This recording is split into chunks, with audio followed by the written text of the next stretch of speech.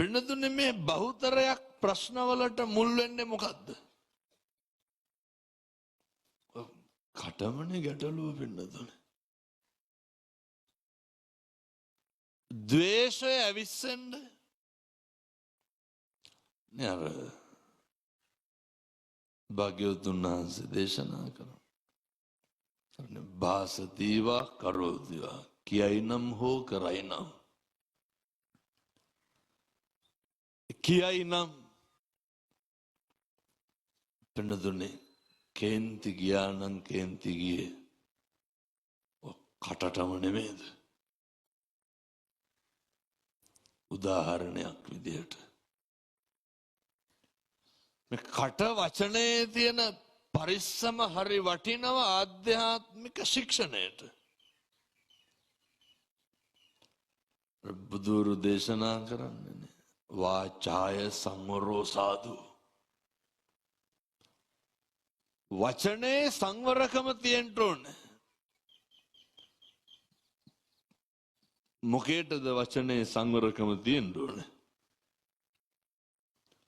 පින්නතුනි මේ නිවන් දකින්න යන ගමනට වචනේ සංවරකම හරියට බලපානවා.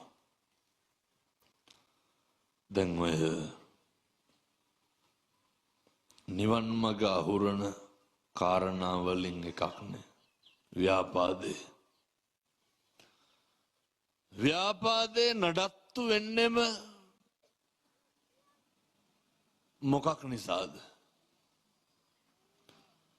තරහව නිසා. ව්‍යාපාදේ නඩත්තු වෙන්නේ කේන්තියට. පින්නතුනි මේ කේන්තිය පාලනය කරන්න පුළුවන් ප්‍රමුඛ ඉන්ද්‍රියක් තමයි කට කියලා කියන්නේ. දැන් මේක මෙහෙම බැලුවොත් ඔය ළඟ ඉන්න කෙනාට කියන්නකො තෝ පොඩ්ඩක් අහකට බල කියලා. මොකද වෙන්නේ? මේ වචනේ තියෙන සංවර අසංවර භාවය හරි වැදගත්. භාග්‍යවතුන් වහන්සේ දේශනා කරපු ප්‍රධාන අකුසල මූල තුනෙන් එකක් වන ද්වේෂය පාලනය කරන්න. ඔය මම මේවා කිව්වට කරන්නේ එහෙම නෑ. ළඟ ඉන්න කෙනාට කිව්වොත් එහෙම ඔයා පොඩ්ඩක් අහකට වෙන්න තෝ පොඩ්ඩක් අහකට පළ කියලා කිව්වොත් මොකද වෙන්නේ? වචනේ බලපානව නේද? මොකේද? පැහැදිලිද මම මේ කියන කාරණේ? පින්නතුනේ හරියට වචනේ පරිස්සම් කරන්න. අනෙකට ආමන්ත්‍රණය කරනකොට අනෙකට කතා කරනකොට වචනයෙන් ගන්න පුළුවන් ප්‍රමුඛ වැඩක් තියෙනවා.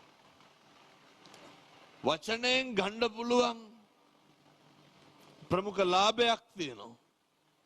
ඒ ලාභය තමයි පින්නතුනේ වචනෙන් කුසල් කරන්න පුළුවන්.